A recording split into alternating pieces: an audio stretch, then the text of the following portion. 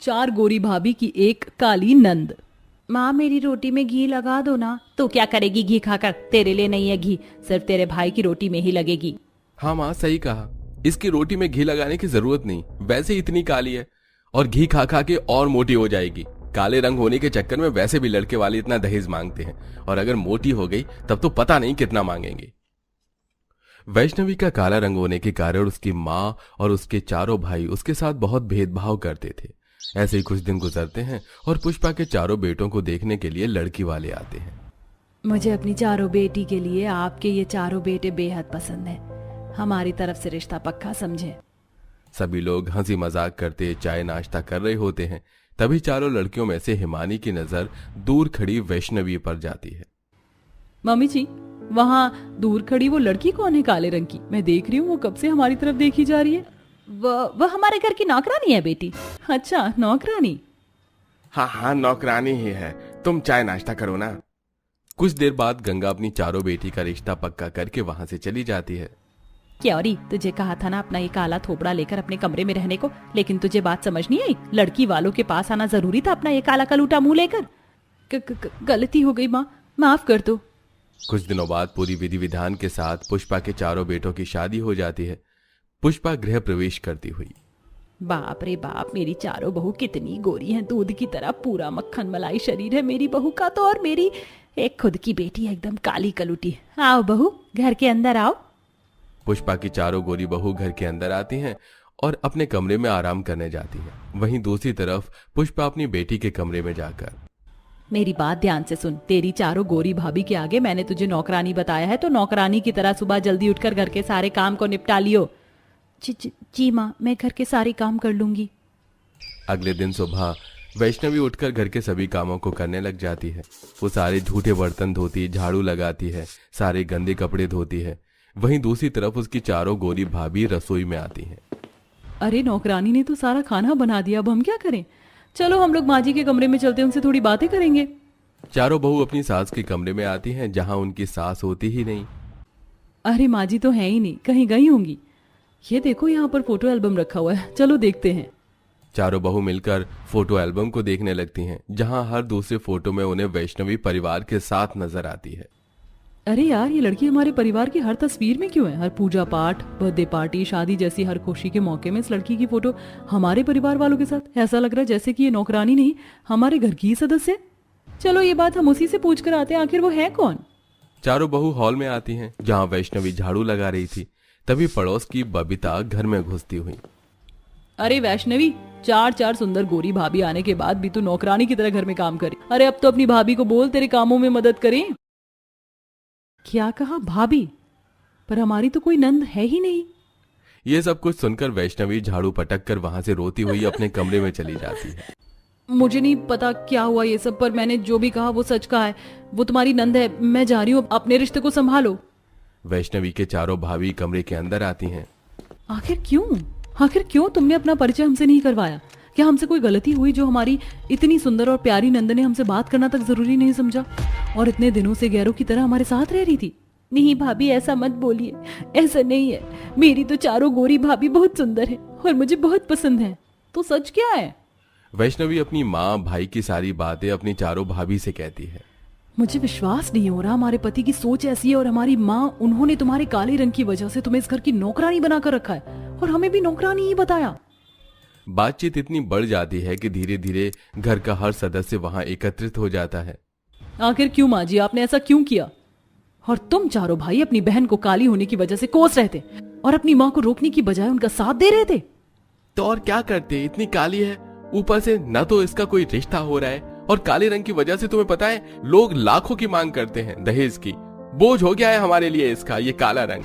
चुप करिए आप लोग, खबरदार अब एक लफ्ज भी अपने मुंह से निकाला हमारी नंद के लिए। हमारी नंद कैसी भी हो हमारे लिए बेहद प्यारी है। उस दिन के बाद से वैष्णवी के चारों गोरी भाभी उसे बेहद प्यार से रखने लगती हैं।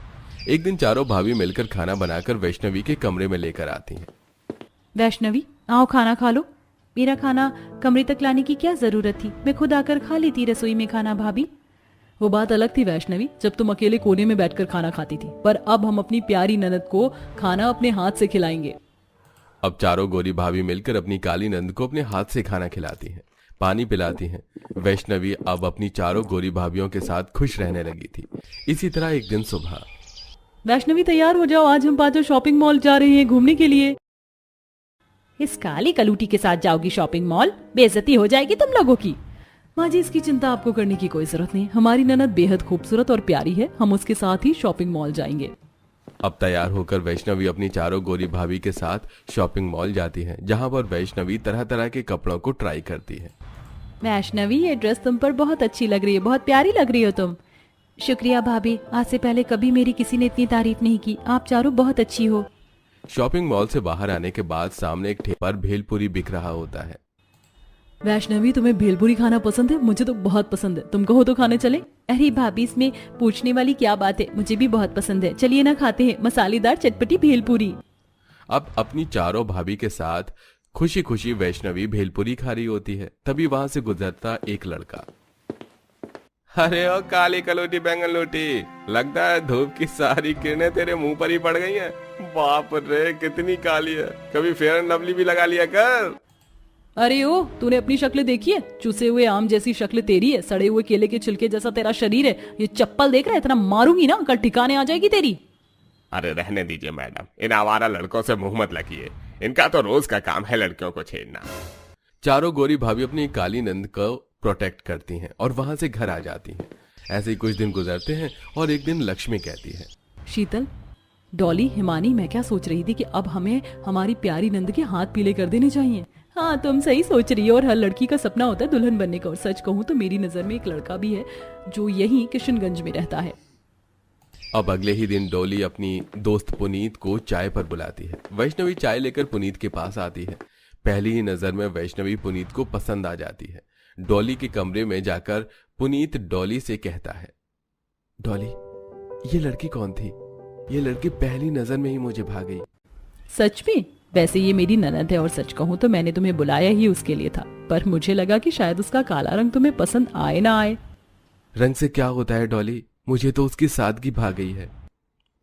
अब ये बात वैष्णवी को पता चलती है। वैष्णवी बहुत खुश होती है और कुछ दिनों में पूरी विधि विधान के साथ पुनीत और वैष्णवी की शादी हो जाती है। वैष्णवी की विदाई हो रही होती है, तभी वैष्णवी अपनी चारों भाभी से कहती है, माँ, जो प्यार आपने मुझे कभी नहीं दिया, वो सारा प्यार मुझे मेरी इन चारों भाभियों से मिला।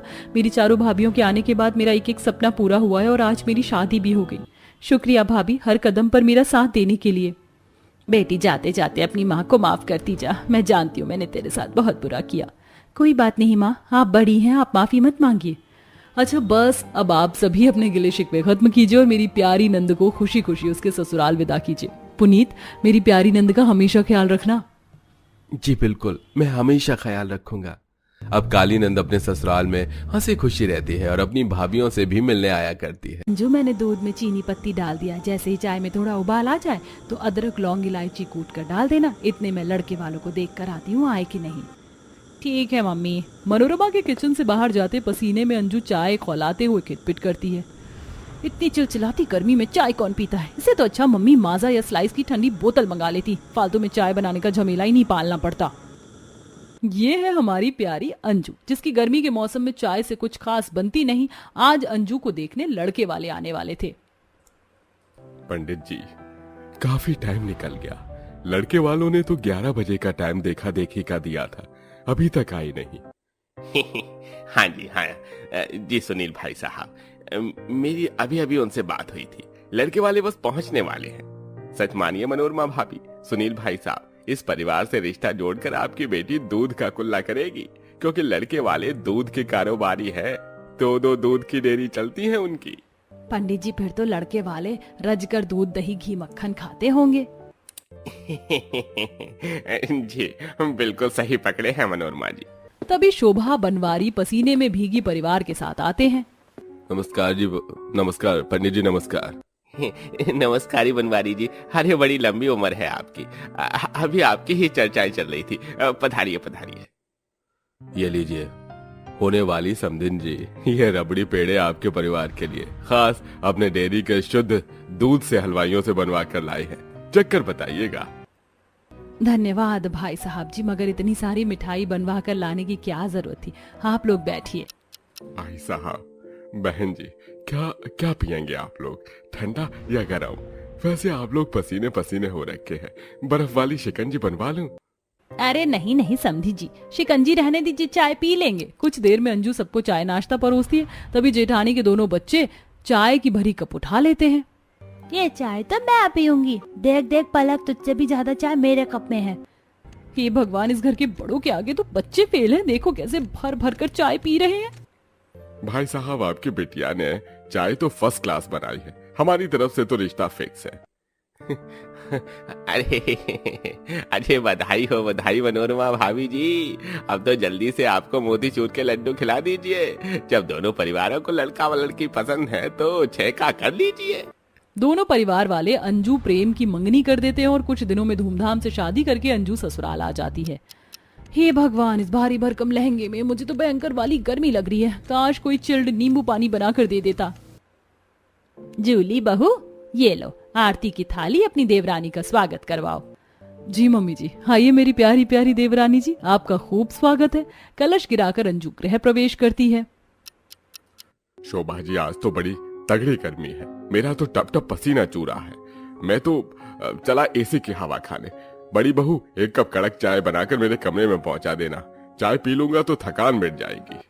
जी अच्छा पापा जी, आप में से किसी और को चाय पीना है? चंचल, चारू दोनों चाय पियोगे ना? ऑब्वियसली भाभी, इसमें कोई पूछने वाली बात है क्या? मेरे लिए तो बड़े कप से बनाना चाय। गर्मी में भी अपने ससुराल में चाय पीने का सुरूर चढ़ा देखकर अंजू मन में खिटपिट करती है। हे भगवान, इतने हाई टेम्परेचर की गर्मी में मेरे ससुराल वाले चाय पियेंगे। देवरानी जी, आप भी चाय पियोगी? जी नहीं जेठानी जी, मेरी चाय मत बनाइएगा, नींबू पानी पी लूंगी। जेठानी जूली सबके लिए चाय बनाती है और अंजू को ठंडा नींबू पानी बना कर देती है। इसी तरह अंजू का उसके ससुराल में अगला दिन चालू होता है। जैसे वह किचन में आती है तो दो बड़े बड़े पतीलियों में भरा हुआ दूध रखा देखती है।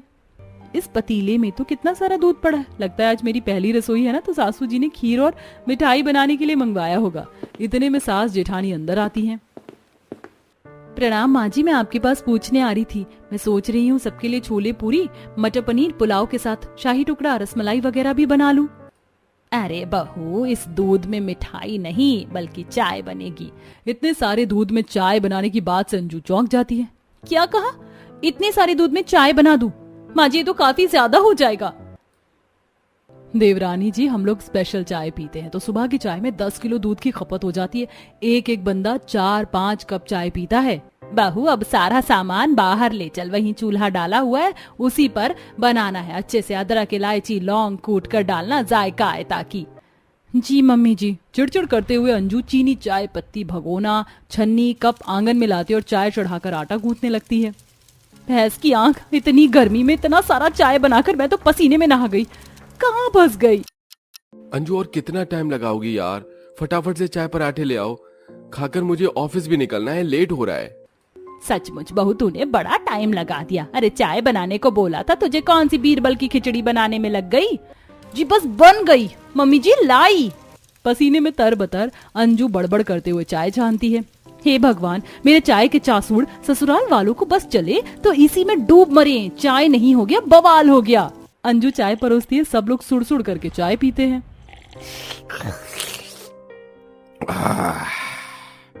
वाह नहीं बहू, चाय तो तुमने एक नंबर की बनाई है। एक कप और पिला दो। पर पापा जी, आप इतनी गाढ़ी दूध की चाय ऐसे ही पी गए? एक आधा पराठे के साथ खा लीजिए, वरना खाली पेट चाय पीने से पेट में गैस बन जाएगी। अंजू की हिदायत देने पर बनवारी आग बबूला हो जाता है। अरे बहू, मेरा हाजमा दुरुस्त है, तू चाय डाल। अंजू बहू, तूने चाय को अच्छे से खौलाया नहीं, दूध में कच्चापन है। दोपहर के टाइम अच्छे से उबालना चाय। क्या आप लोग दोपहर में भी चाय पियेंगे? खाना पीना नहीं खाएंगे क्या? भाभी, आप इतना शॉकिंग रिएक्शन क्यों दे रहे हो? जिसके घर में खुद दूध की डेयरी चलती हो, उनके 3-4 टाइम चाय पीना तो आम बात है। हे भगवान, मेरा तो ये सोच कर ही फेफड़े बाहर आ रहे हैं। इतनी आग बरसती गर्मी में मुझे दोपहर में चूल्हे पर चाय बनानी पड़ेगी। चाय के बर्तन साफ करते हुए दोपहर ढल जाती है। तभी देवर जेठ डेयरी बंद करके बड़े बड़े दूध के डिब्बे घर ले आते हैं। ये लो अंजू, दोपहर की चाय के लिए दूध। चाय चढ़ा दी? दोबारा चाय बनाने की बात से अंजू का मुंह सड़ जाता है। जी जेठ जी, बस अभी चढ़ाती हूँ। हे भगवान, इस चाय पीने वाले ससुराल में शादी करके मैं तो बड़ा पछता रही हूँ। चिढ़े मिजाज से अंजू चूल्हे पर चाय बनाती है, जहां दोपहर के चमकते सूरज के चलते उसके शरीर पर लाल लाल दाने निकल जाते हैं। काफी लू भी चल रही थी। तौबा तौबा तौबा, इस तपतपाती धूप में चाय बनाकर मेरा तो कचुम्बर निकल गया। तभी जेठानी के दोनों बच्चे स्कूल से आकर बस्ता पटकते हुए सीधा चाय की खुशबू सूंघ कर बाहर आते हैं। चाचा फटाफट से हमको चाय दे दो, फिर हमें होमवर्क करना है। अंश, पलक, बच्चे ज्यादा चाय नहीं पीते, मैंने रोटी सब्जी बना कर रखी है, जाकर खा लो। नहीं, हम भी चाय पियेंगे तो पियेंगे। दोनों बच्चों को हल्ला गुल्ला मचाते देखकर जेठानी आती हैं। अंश, पलक, बच्चों तुम दोनों यहाँ क्या कर रहे हो? पैर नहीं चल रहे? अंदर चलो। मम्मी देखो ना, चाची चाय देने से मना कर रही है। अरे बच्चों, तुम दोनों को ब्रेड मक्खन के साथ चाय दूंगी, चलो अंदर। बड़ी तो बड़ी, इस घर के बच्चे भी एकदम लतखोर हैं। इसी तरह गर्मी में बेचारी अंजू का दिन ससुराल वालों को चाय पिलाते पिलाते गुजर जाता है। देखते देखते अंजू की शादी को 2-3 सप्ताह गुजर जाते हैं और गर्मी का तापमान भी चरम पर पहुंच जाता है। मम्मी, ये सुबह सुबह मेरे पेट में खलबली क्यों मच रही है? इतनी गर्मी में चाय पीने का नतीजा है। गुड़गुड़ पेट पकड़े अंजू चूल्हे पर चाय छोड़कर बाथरूम की तरफ भागती है। कौन है अंदर? दरवाजा खोलो। भाभी, मैं हूँ अंदर। चारू, जल्दी से बाहर निकलो, नहीं तो बाथरूम के बाहर खड़े खड़े ही मेरा रायता फैल जाएगा। भाभी, पहले मेरा तो होने दो, कब्ज बनी पड़ी है। इतनी गर्मी में 10-10 कप चाय पियोगी तो कब्जी बनेगी। अगले ही पल चारू गुस्से में बाथरूम से बाहर आती है। भाभी, don't underestimate power of the tea lover, समझिए आप? चाय के खिलाफ कुछ नहीं। लाख समझाने के बावजूद भी अंजू के ससुराल वालों के सर से चाय का फितूर नहीं उतरता। ज्यादा चाय पीने से उन्हें भूख न लगने की समस्या बन जाती है। वहीं सास ससुर का शुगर लेवल बढ़ने लगता है कि एक सुबह इन चाय के दीवाने ससुराल वालों ने मेरी नाक में दम करके रख दिया। आज इन्हें मजा चखाना पड़ेगा। अंजू चिढ़कर चाय में खूब सारी चीनी डालकर उसे खूब मीठा कर देती है। मम्मी जी, पापा जी, जेठानी जी, चारू, चंचल, चाय ले लीजिए। चलो भाई साहब, अपनी अपनी चाय ले लो। एक घूंट चाय पीते ससुर का मुंह चढ़ जाता है। बहू, ये तूने आज की चाय जरूरत से ज्यादा मीठी नहीं कर दी? रसगुल्ले की चाशनी लग रही है। पापा जी, मैंने तो हिसाब से चीनी डाला था। वो इतना लंबा चौड़ा परिवार है ना चाय पीने वाला, इसीलिए अंदाजा नहीं मिल पाया। नाक मुंह सिकोड़ कर ससुराल वाले मीठी चाय भी गड़ागड़ पी जाते हैं, लेकिन सबकी जुबान चिपचिप करने लगती है। मगर एक दिन सास की तबीयत बिगड़ जाती है। परिवार वाले घबरा कर डॉक्टर को बुलाते हैं। डॉक्टर साहब, कोई घबराने वाली बात तो नहीं है? देखिए, आपकी माँ का शुगर लेवल और ब्लड प्रेशर काफी ज्यादा बढ़ा हुआ है। अगर इन्हें चंगा भला रहना है तो चाय छोड़नी पड़ेगी।